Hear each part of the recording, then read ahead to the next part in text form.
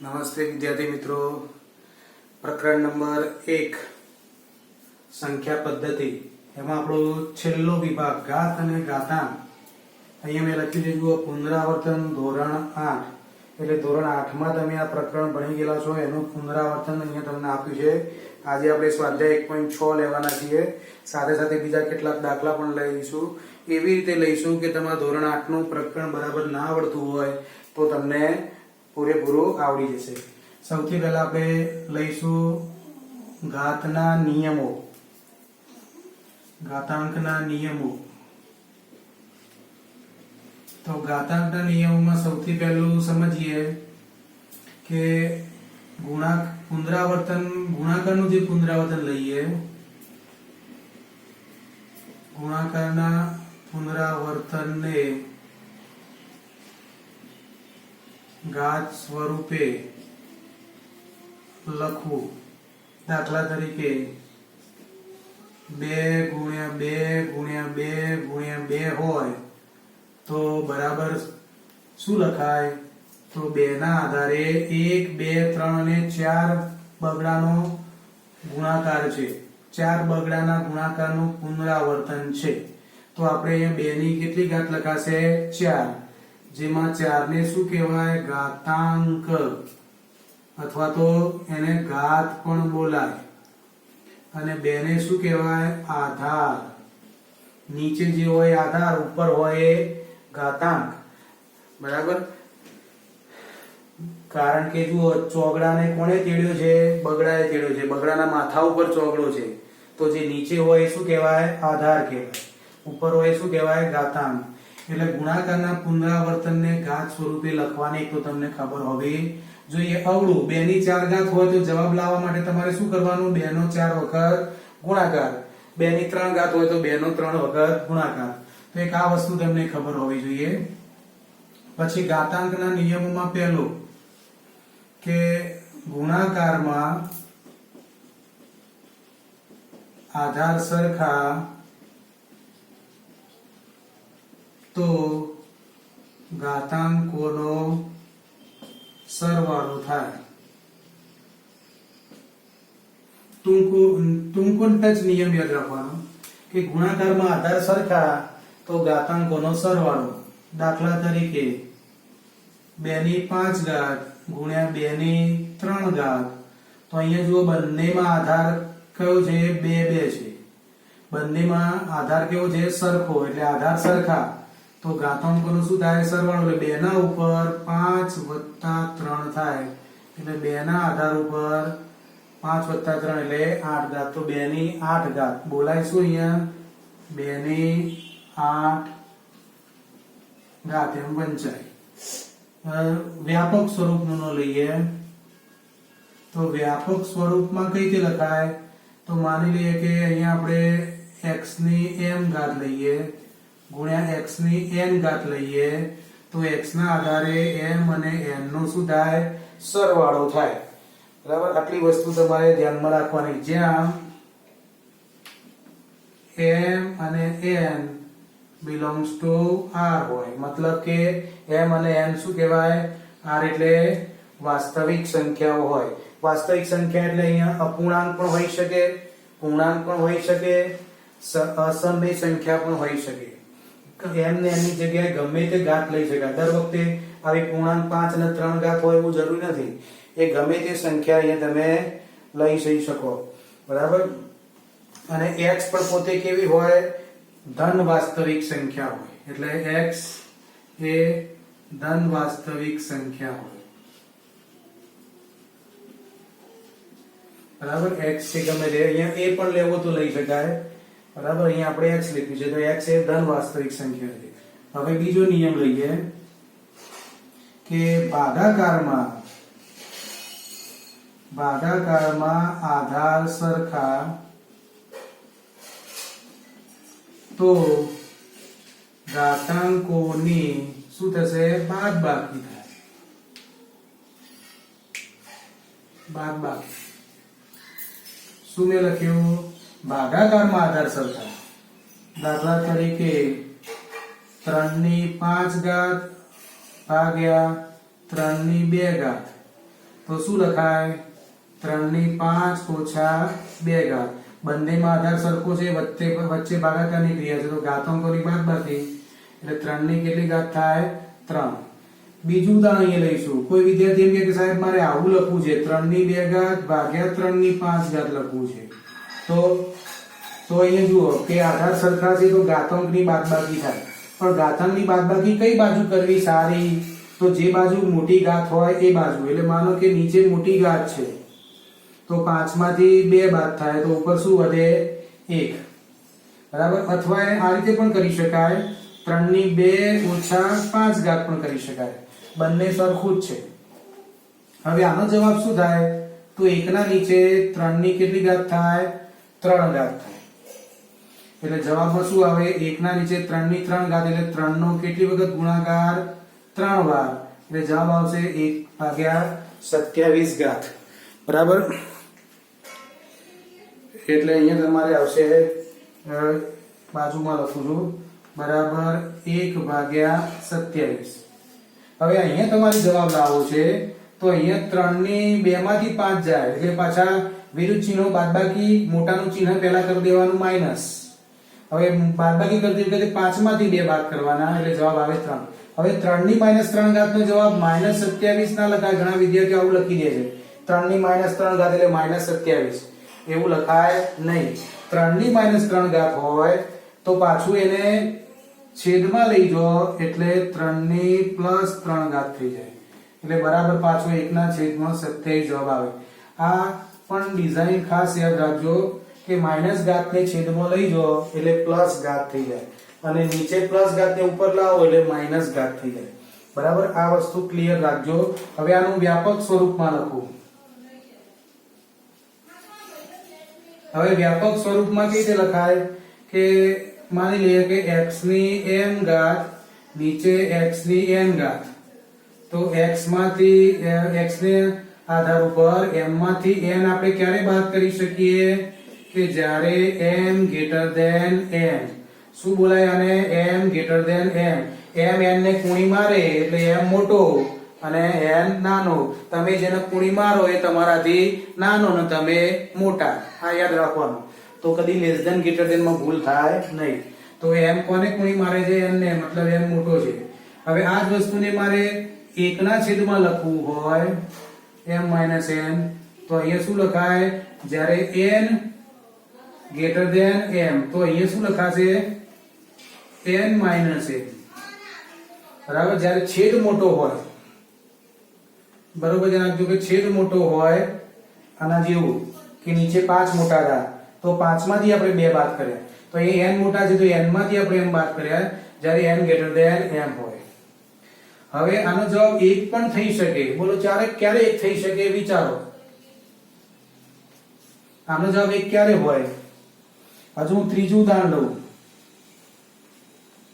કે 3 ની 3 ઘાત અને નીચે હું 3 ની અહીંયા શું લીધું તો આપણે 5 લીધી ઉપર અને નીચે કેટલી લીધી 2 એક વખત શું કર્યું 2 ઉપર લીધી 5 નીચે લીધી હવે હું માની લઉં કે અહીંયા પણ હું 3 જ લઉં તો શું જવાબ થાય તો હવે 3 ની 3 ઘાત 3 ની 3 ઘાત ચલો એ 3 બરાબર બધા તગડા સારા નથી લાગતા 2 લઈએ તો 3 ની 2 ઘાત 3 ની 2 ઘાત તમે ગમે તે જગ્યાએ બાદબાકી કરો તો 2 - 2 થાય હવે 3 ની 2 - 2 એટલે 3 ની શું થાય 0 અને કોઈ પણ સંખ્યાની 0 ઘાત એટલે જવાબ શું આવે 1 બરાબર કોઈ પણ સંખ્યાની 0 ઘાત બરાબર જવાબ 1 આવે યાદ ના રાખવું હોય તો આ તમને ખબર છે કે અંશ અને છેદ કેવા છે સરખા અંશ અને છેદ સરખા હોય એટલે ભાગાકારની ક્રિયામાં જવાબ કેટલો આવે 1 આવે અંશ અને છેદ કેવા હોય સરખા તો જવાબ શું આવે 1 આવે તો અહીંયા આપણે 1 લખ્યો તેનો મતલબ શું થાય કે આ બંને અંશ અને છેદ કેવા હોય સરખા અંશ અને છેદ સરખા ક્યારે થઈ શકે તો અહીંયા x છે તો અહીંયા x છે અહીંયા m તો અહીંયા શું હોવું જોઈએ m હોવું જોઈએ અથવા અહીંયા n હોય તો અહીંયા શું હોવું જોઈએ n અથવા તો m અને n ની કિંમત કેવી હોવી જોઈએ સરખી એટલે કે m બરાબર n આ ત્રણ શક્યતાઓ યાદ રાખજો ચલો ફરીથી પુનરાવર્તન કરી દઉં કે ગુણાકારના પુનરાવર્તનને ઘાત સ્વરૂપે લખવું હોય તો જેટલા બગડા એટલી બગડાની ઘાત જેટલા તગડા એટલા તગડાની ઘાત જેટલા ચોગડા આવે એટલા ચોગડાની ઘાત, બરાબર. અથવા તો જેની જેટલી ઘાત એટલી વખત એ સંખ્યાનો પુનરાવર્તિત ગુણાકાર. માનો કે 2 ની 3 ઘાત હોય તો 2 ગુણ્યા 2 ગુણ્યા 2, બરાબર. 5 ની 3 ઘાત હોય તો 5 ગુણ્યા 5 ગુણ્યા 5. 5 ગુણ્યા 3 ના કરતા ઘણા વિદ્યાર્થીઓ શું કરે, આમ કે નામ લખી દે 5 ની 3 ઘાત તો 5 ગુણ્યા 3 બરાબર 15. તો આ તદ્દન ખોટું છે. 5 ની 3 ઘાત એટલે 5 ગુણ્યા 5 ગુણ્યા 5 થાય એટલે 125 જવાબ થાય. જો 15 જ જવાબ લાવો છે તો આ તગડાને માથા પર શું કરવા ચડાવી દે, સીધો લાઈનમાં જ ના લખી દેવાય 5 ગુણ્યા 3 તો સીધો જવાબ 15 થાય. તો એને કેમ આમ 5 કરીને તગડાને માથા ઉપર ચડાવીએ છે, તો માથા ઉપર તગડો ચડ્યો એટલે ગાતમાં જતો રહ્યો, ગાતમાં જતો રહ્યો એટલે એનો 3 વખત પુનરાવર્તન કરવું પડે ગુણાકારનું. આ ખાસ યાદ રાખજો, આ ભૂલ થવી જોઈએ નહીં. ફરી કહું છું કે 3 ની 2 ઘાત હોય તો 3 ગુણ્યા 2 કદાપી ના કરતા. 3 ને ગુણ્યા શું કરવાનું, 3, કારણ કે 3 નો 2 વખત ગુણાકાર એટલે જવાબ આનો 9 આવે. ચલો એ ક્લિયર થઈ ગયું હોય તો આગળ ગુણાકારમાં આધાર સરખા. ગુણાકારમાં આધાર સરખા એટલે આ બે વસ્તુ જોવાની કે ક્રિયા ગુણાકારની છે, આધાર સરખા છે તો ઘાતાંકોનો શું કરી દેવાનો, સરવાળો. કોના ઉપર, એ જ આધાર ઉપર. માનો કે 2 ની 5 ઘાત 2 ની 3 ઘાત છે તો 2 ના આધારે 5 વત્તા 3 કરી દેવાની. વ્યાપક સ્વરૂપમાં એમ વત્તા n કરી દેવાના. હવે ભાગાકાર હોય અને એમાં આધાર સરખા હોય તો ઘાતાંકોની બાદબાકી થાય, પણ એમાં 3 શક્યતાઓ બને. એટલે અહીંયા દાખલા તરીકે આપણે એક ઉદાહરણ લીધું, બીજું ઉદાહરણ લીધું અને ત્રીજું ઉદાહરણ લીધું. 3 માં શું ડિફરન્સ છે, ઉદાહરણ નંબર 1 માં અંશની ઘાત મોટી છે, છેદની ઘાત નાની છે તો ઘાત ઉપર અંશમાં બાદબાકી કરી દેવાની. બીજા ઉદાહરણમાં અંશ કરતા છેદમાં ઘાત મોટી છે તો બાદબાકીની ક્રિયા ક્યાં કરી દેવાની, છેદમાં. છેદમાં કરી દો એટલે જવાબ મળી જાય. ઇવન કોઈ વિદ્યાર્થી કે મારા સાહેબ અંશમાં જ બાદબાકી કરવી છે તો અંશમાં બી કરી શકાય, પણ જવાબ ઋણ ઘાતમાં આવે. ઋણ ઘાતમાં આવે તેને પ્લસ કરીને ક્યાં લખવાના, નીચે લઈ જવા પડે. ચલો ક્લિયર. દાખલા નંબર 3 એમાં અંશ અને છેદ બંને કેવા હોય, સરખા, એટલે જવાબ શું આવે, 1 આવી જાય. 3 ની 2 ઘાત 3 ની 2 ઘાત તો 3 ની 2 ઘાત નો જવાબ તમે લો તો 3 તરે 9, છેદમાં 3 તરે 9, 9 9 ઉડી ગયા, એક જવાબ આવી ગયો. હવે માનો કે ઘાતાંકની નિયમ લગાડીએ તો 3 ના આધાર ઉપર 2 - 2, 2 - 2 એટલે 3 ના ઘાત કેટલી થઈ, 0. 3 ની 0 ઘાત એટલે જવાબ શું આવે, 1. કોઈ પણ સંખ્યાની 0 ઘાત એટલે જવાબ શું આવે, 1. આ જ વસ્તુને વ્યાપક સ્વરૂપમાં લખી તો અહીંયા આધાર સરખા તો m ઓછા n ક્યારે કરી શકીએ, જ્યારે m greater n હોય, અને n ઓછા m ક્યારે કરી શકીએ, જ્યારે n greater m હોય, અને છેદમાં n હોય તો નીચે બાદબાકી કરવાની. અને m બરાબર n હોય, બંનેની સંખ્યા સરખી હોય તો આખાનો જવાબ કેવો થઈ જાય, 1. બરાબર. સરખી જવાબ હોય તો 1 કેમ થયો, કે x ની m - n લઈએ અને પછી m - n આ બંને સરખા છે તો m - n ની જગ્યાએ આપણે m મૂકી દઈએ તો x m - n બરાબર શું થઈ ગયો, 0. એટલે જવાબ શું આવે, 1.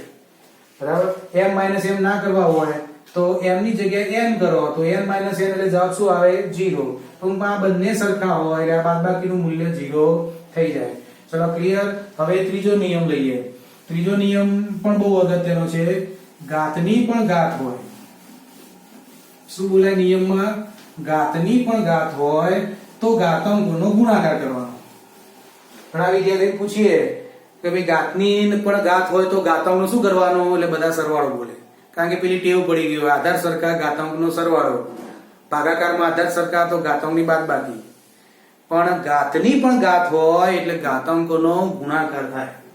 ચલો એ નિયમ લખીએ આપણે. ત્રીજો, ઘાતની પણ ઘાત હોય તો ઘાતાંકોનો ગુણાકાર થાય.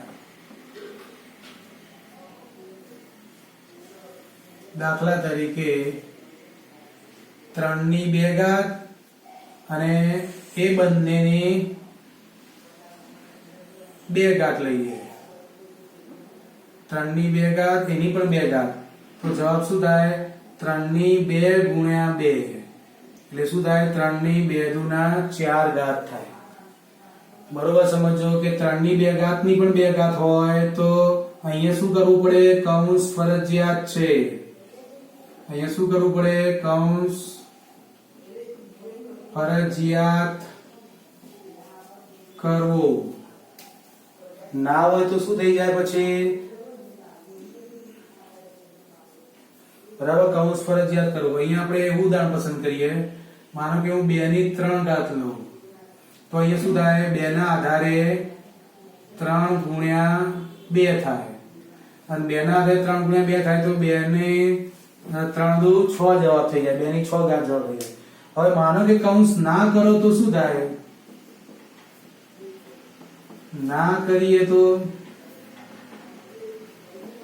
શું થાય? તો 2 ની 3 ઘાત અને એની 2 ઘાત, જો આપણે કૌંસ નથી કર્યો તો હવે અહીંયા શું થાય? તો અહીંયા 2 ના ઉપર 3 ઘાત છે, 3 ના ઉપર 2 ઘાત છે, એટલે આ 2 ફક્ત ને ફક્ત કોની ઘાત કહેવાય? કે આ 2 છે એ ફક્ત કોની કહેવાય? 3 ની જ ઘાત કહેવાય. 3 ની ઘાત કહેવાય. તો 2 ના આધારે એમના એમ રહે, 3 ની 2 ઘાત એટલે 3 ગુણ્યા 3 થાય, 2 વખત ગુણાકાર. તો 2 ના આધારે 3 તરી 9 જવાબ આવે. તો અહીંયા જવાબ કેટલો આવ્યો? 6 જવાબ આવ્યો, અને અહીંયા જવાબ કેટલો આવ્યો? 9 જવાબ આવ્યો. તો આ બંને જવાબો કેવા આયા? જુદા. તો માટે આપણે આ ખાસ યાદ રાખવાનું કે 2 ની 3 ઘાત નો કૌંસ બાર 2 ઘાત is not equal to 2 ની 3 ઘાત ની 2 ઘાત. બંનેનો જવાબ જુદો છે.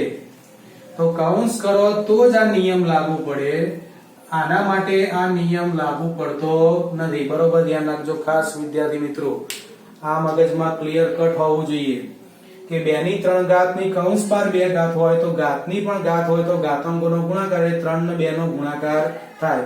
પણ જો કૌંસ ના કરીએ અને 2 ની 3 ઘાત ના ઉપર 2 ઘાત કરીએ તો 2 ઘાત કોની ગણાય? 3 ની. એટલે આ ભૂલી જવાનું. 3 ની 2 ઘાત નો જવાબ તમને ખબર છે, 3 ગુણ્યા 3 એટલે કેટલો ઘાત થઈ જાય? જવાબ આવે 9. એટલે 2 ના આધારે 9 થાય. ક્લિયર? આને વ્યાપક સ્વરૂપમાં લખીએ તો વ્યાપક સ્વરૂપ માની લે કે x ની m ઘાત અને એની પણ હું n ઘાત લઉં તો x ની m ગુણ્યા n એટલે કે x ની mn ઘાત થાય. આ આપણે એનો નિયમ થઈ ગયો. બરાબર, બહુ ઈઝી નિયમ છે. હવે હું ચોથા નંબરનો નિયમ લઉં છું. હવે ચોથા નંબરના નિયમમાં કોઈ શબ્દ નથી, પણ તમને માનો કે આવું આપ્યું હોય કે x આપ્યો હોય અને એની mn ઘાત આપી હોય, એક જ પદની mn ઘાત આપી હોય, અથવા તો આપણે એને આપણે રીતે લઈએ કે બે સંખ્યા લઈએ x y અને એની m ઘાત આપી હોય, એટલે બે સંખ્યાનો ગુણાકાર હોય અને એની m ઘાત આપી હોય. તો જ્યારે આવું આપ્યું હોય તો આ m ઘાત કોની કોની ગણાય? x ની કહેવાય અને y ની કહેવાય. એટલે કે x ની m ઘાત પછી x અને y વચ્ચે ગુણાકારનો સંબંધ છે એટલે y ની પણ m ઘાત થાય. દાખલા તરીકે જુઓ કે માનો કે 2 ગુણ્યા x છે અને એની ઘાત માની લે કે 3 છે, તો શું લખાય? 2 ની પણ 3 ઘાત ગુણ્યા x ની પણ 3 ઘાત, એટલે 2 ની 3 ઘાત એટલે 8 જવાબ આવે અને x ની 3 ઘાત એમના એમ જવાબ આવે. તો આનો જવાબ આ લખવો પડે. પણ જો કૌંસ ના કરીએ તો શું થાય? આ બી જાણવું બહુ જરૂરી છે, કારણ કે ઘણા વિદ્યાર્થીઓ કૌંસ કરતા બહુ આળસ આવે. કૌંસ ના કરે એટલે ગણિતની અંદર સ્ટેપ બદલાઈ જાય. જો અહીંયા આવી રીતે હું લખું x y અને ઉપર m ઘાત લખું, ચલો કૌંસ કરી નથી, તો કૌંસ ના કર્યું હોય તો શું થાય? તો આ m ઘાત કોની કહેવાય? માત્ર y ની. m ઉપર y જ અધિકાર કરે, કારણ કે m ને તેડવા વાળો y છે, x તેડવા વાળો નથી, x તો સાઈડમાં છે, એટલે x ને m સાથે કઈ લેવા દેવા નથી. m ફક્ત કોની છે? y ઘાત છે. તો અહીં m એ y ની જ ઘાત બને. દાખલા તરીકે 2x ની 3 ઘાત લઈએ તો જવાબ આનો 2x ની 3 ઘાત જ આવે. બગડાને 3 સાથે કઈ લેવા દેવા નથી, 3 ઘાત ફક્ત કોની છે? x ની. પણ જો તમે કૌંસ કરો એનો મતલબ 3 ને તેડવા માટે 2 અને x ભેગા મળ્યા છે, બહુ ભારે છે. એટલે એને 3 ને ઉચક્યો છે 2 ને x બંનેને, એટલે 2 ની પણ 3 ઘાત થાય, x ની પણ 3 ઘાત થાય. પણ જો કૌંસ લઈ લઈએ તો x ને 3 ને તેડવા વાળો માત્ર x જ છે, એટલે x જ કહે છે કે 3 મારી ઘાત છે. બગડો કે તને કશું ના મળે, તું એમ ના એમ જ રહે. બરાબર, તો આ ક્લિયર કટ થઈ ગયું. હવે પાંચમો એક નિયમ લઈ લઈએ. આ બધા જોડે સ્ટોપ કરીને લખી દેજો નિયમો. આવડવા બહુ જરૂરી છે, આખી જિંદગી આવડવા જોઈએ. ગણિત વિષય એવો છે કે એકવાર આવડે તો આખી જિંદગી આવડે, અને ના આવડે તો આખી જિંદગી ના આવડે. કારણ કે સમજવા પર આધાર છે, એટલે સમજાવનાર બહુ અગત્યનો છે. એટલે જે સમજાવશે વ્યક્તિ એ કોઈ મતલબ સાહેબ એ તમને સમજાવે, એટલે જો તમને સમજાઈ જાય તો આખી જિંદગી એ તમે સમજેલા હો, પછી કદી ભૂલી જવાય નહીં. હવે હું પાંચમો નિયમ લખું છું કે માની લો કે a છેદમાં b છે અને બંનેની ઘાત m છે, તો અહીંયા પણ એ જ વસ્તુ લાગુ પડે કે m કોની ઘાત કહેવાય, a ની પણ કહેવાય, અને m કોની ઘાત કહેવાય, b ની પણ કહેવાય. a ને b ના લેવા હોય, અહીંયા તમે x અને y લો તો બી ચાલે. તો અહીંયા m કોની ઘાત કહેવાય, x ની, અને m કોની ઘાત કહેવાય, y ની પણ કહેવાય. બરાબર, દાખલા તરીકે 2/3 હોય અને એની 4 ઘાત હોય તો 2 ની પણ 4 ઘાત ભાગ્યા 3 ની પણ 4 ઘાત. કિંમત શોધવી હોય તો 2 નો કેટલી વખત ગુણાકાર, 4 વખત, નીચે 3 નો કેટલી વખત ગુણાકાર, 4 વખત, એટલે ઉપર 2 દુ 4 દુ 8 દુ 16 થાય, નીચે 3 તરી 9 તરી 27 તરી 81 થાય. બરાબર, આ રીતે એનો જવાબ શક્ય બને. બરાબર, એટલે આ ખાસ ધ્યાન રાખવાનું. બરાબર, એટલે આ બહુ કામમાં નિયમ આવશે. ઘણી વખતે કેવું થાય છે કે કોઈ વખતે આવું પણ આપ્યું હોય કે x ની m ઘાત આપી હોય ગુણ્યા x ની n ઘાત આપી હોય, અને y લઈએ કે y ની n ઘાત આપી હોય, m ઘાત. ટૂંકમાં બંને ઘાત કેવી છે, સરખી છે. તો બંને ઘાત સરખી હોય તો અહીંયા x અને y નો ગુણાકાર કરીને ઉપર શું લખી શકાય, m લખી શકાય. અવળું અહીંયા x ની m ઘાત y ની m ઘાત લખાય કે નહીં, તો આ x ની m ઘાત y ની m ઘાત આપીએ તો આવું લખી શકાય. એ જ વસ્તુ પેલામાં ઉપરનામાં બી લાગુ પડે કે માનો કે x ની m ઘાત ભાગ્યા y ની m ઘાત આપી હોય તો x ભાગ્યા y એની કૌંસ બાર m ઘાત લખી શકાય. કૌંસ છોડો એટલે એના એ થાય. બહુ ધ્યાન રાખજો કે અહીંયા ઘાત સરખી છે, આધાર જુદા છે. જો આધાર સરખા હોય તો પાછું શું થઈ જાય, અહીંયા આધાર x જ હોય અને અહીંયા n હોય તો શું થઈ જાય, m અને n ની બાદબાકી થઈ જાય. બરાબર, એટલે ખાસ ધ્યાન રાખજો કે આ નિયમો. હવે આપણે છેલ્લો એક ખાસ નિયમ લખીશું કે કોઈ પણ સંખ્યાની 0 ઘાત બરાબર જવાબ શું આવે, હંમેશા એ, જ્યાં x કેવી છે, શૂન્યેતર સંખ્યા. કેમ શૂન્યેતર લખવી પડી, કોઈ ડાયો વિદ્યાર્થી કે સાહેબ 0 ની 0 ઘાત લખજો, તો એક જવાબ ના લખાય, ત્યાં શું આવે, 0 જ આવે પછી. બરાબર, એટલે અને 0 ની 0 ઘાત એ પાછી સંખ્યા અસ્તિત્વ બી ના ધરાવે.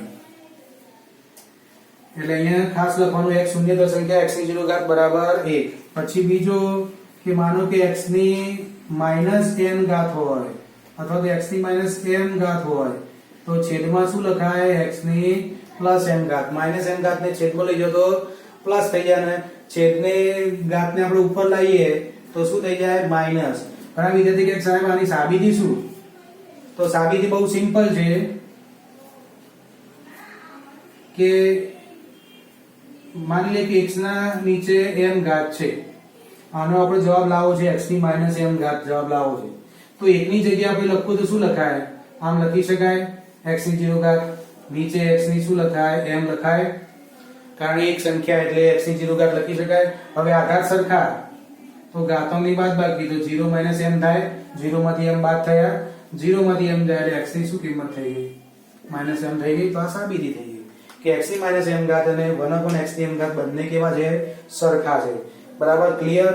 હવે એક મોસ્ટ ઇમ્પોર્ટન્ટ સ્ટેપ છે કે માની લે કે વર્ગમૂળમાં a છે તો a ની શું ઘાત લખાય, 1/3. ઘનમૂળમાં a છે તો a ની કેટલી ઘાત લખાય, 1/3. ચતુર્થમૂળમાં a છે તો a ની કેટલી ઘાત લખાય, 1/4. તો વ્યાપક સ્વરૂપમાં n મૂળમાં a છે તો a ની શું લખાય, 1/n ઘાત લખાય. આ ખાસ ધ્યાન રાખજો, બરાબર, ક્લિયર કટ મગજમાં રાખજો, બરાબર. એટલે વર્ગમૂળમાં એ બરાબર એની બી 1/3 ઘાત થાય, ઘનમૂળમાં એટલે એની 1/3 ઘાત થાય, ચતુર્થમૂળમાં એ એટલે એની 1/4 ઘાત થાય, તો n મૂળમાં એ તો એની 1/n ઘાત થાય, બરાબર. બરોબર મગજમાં રાખજો. હજુ પણ એક હું નિયમ એક લખી દઉં છું 11મા નંબરનો. 11મા નંબરમાં ખાસ ધ્યાન રાખજો કે કોઈ વખત તમને દાખલાઓમાં આવું પણ હશે કે માની લઈએ કે તમને a ની પણ m ઘાત ભાગ્યા n ઘાત આપ્યું હોય, તો આને કઈ રીતે સમજવું? a ની m ઘાત ભાગ્યા n ઘાત હોય તો આને આમ ઘણા વિદ્યાર્થી આમ લખે a ની m ઘાત ભાગ્યા a ની ઘાત, તો આ તો a ના આધારે m માઈનસ n થઈ જાય, અહીં તો m ભાગ્યા n છે, એવું લખી શકાય નહીં. હા, એને લખવું હોય તો કઈ રીતે લખી શકાય? તો આપણે જાણીએ છીએ કે a ની 1/n ઘાત એની કૌંસ બાર m ઘાત લખી શકાય. લખાય કે નહીં? આ બંનેનો ગુણાકાર કરીએ, ઘાતનો ઘાત ગુણાકાર કરીએ તો m/n થઈ જાય, કારણ કે અંશનો ગુણાકાર સાથે એટલે m એક સાથે ગુણાય, n સાથે ગુણાય નહીં. એટલે બરાબર શું લખાય? 1 ની 1/n ઘાત તો અહીંયા આવી, બરાબર શું લખાય? n મૂળમાં a, અને એની કેટલી ઘાત લખાય? m ઘાત લખાય. તો એક આ રીતે પણ લખી શકાય કે n મૂળમાં a અને એની કૌંસ બાર કેટલી ઘાત લખાય? m. બરાબર, ક્લિયર થઈ ગયું? મગજમાં બરોબર આ વાક્ય લખી રાખજો, બહુ કામમાં આવશે, બરાબર. હવે આપણે દાખલાની ગણતરી કરીએ.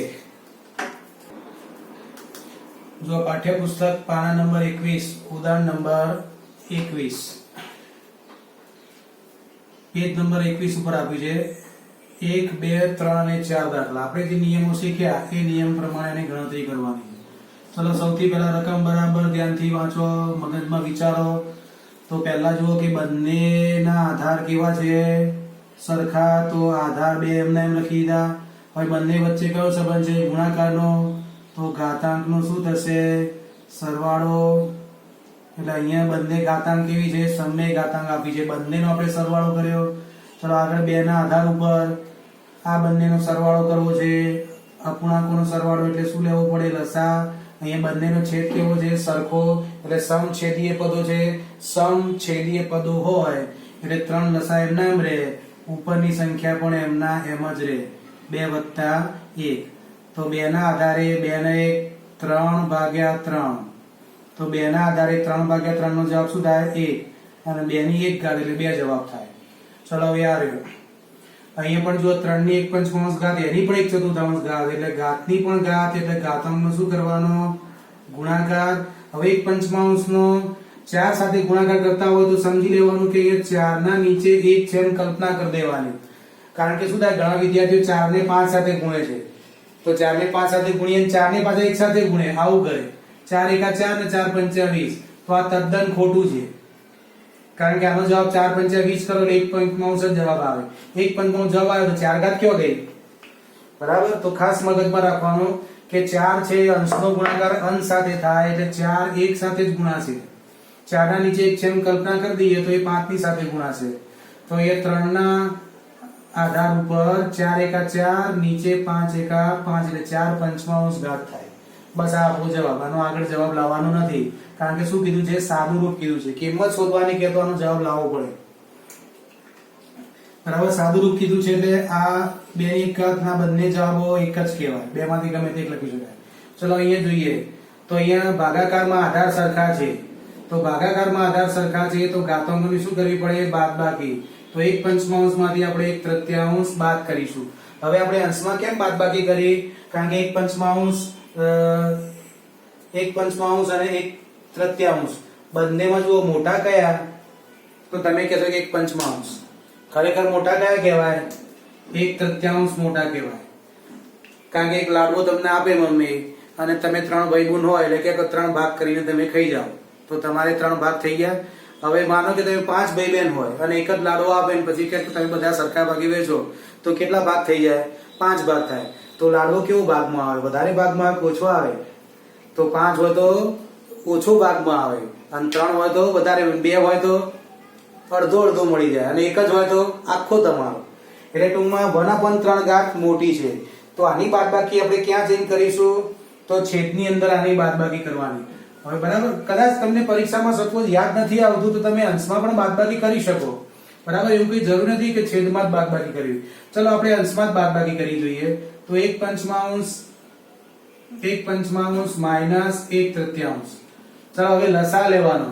હવે લસા લેવાનો ફરીથી હું તમને શીખું છું. પહેલા પણ આની વાત આપણે થઈ ગઈ છે કે 5 અને 3 એટલે 5 નો ઘડિયો અને 3 નો ઘડિયો બંનેમાં કોમન સંખ્યા કઈ આવે?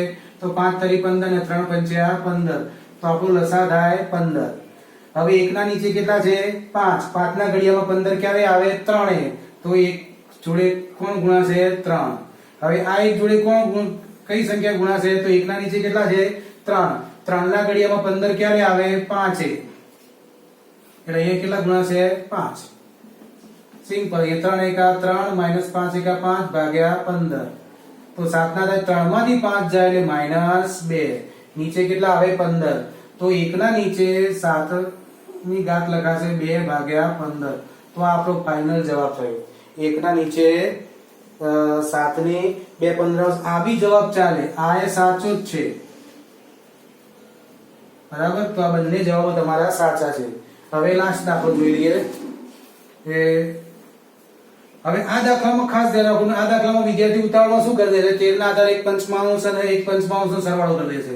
એવું નથી કરવાનું. અહીંયા થોડીક બુદ્ધિ દોડાવવાની છે કે અહીંયા 1/5 ઘાત બંને કેવી છે? સમાન છે. તો એને આપણે કોમન કૌંસ બહાર કાઢી શકીએ. બરોબર, યાદ રાખજો. બંને ઘાત સરખી છે એને આપણે કૌંસ બહાર લખી તો 13 અને 17 નો કૌંસમાં શું થશે? ગુણાકાર. અને 13 અને 17 નો ગુણાકાર તમે કરો એટલે 221 જવાબ આવે. 221 અને એની ઘાત લખાય 1/5. હવે ઘણા વિદ્યાર્થી કે સાહેબ આમાં કૌંસ ના કરવો પડે, આને કૌંસ ના કરવો પડે. 1/5 ઘાત તો 1 ની ના કહેવાય. તો એ 1 ની નહીં, આ આખી સંખ્યા કેવી છે? મૂળ સંખ્યા છે. એટલે કે આખી કોમન સંખ્યા છે.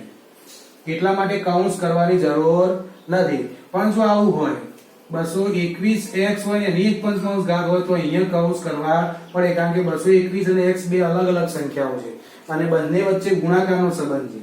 અહીંયા 2 1 વચ્ચે ગુણાકારનો સંબંધ નથી. 221 એ પોતે સંખ્યા છે એટલે કૌંસ કરવાની જરૂર નથી. એનો 1/5 ઘાત લખી દેવાય. બરાબર, તો હવે આપણે સ્વાધ્યાય 1.6 લઈએ.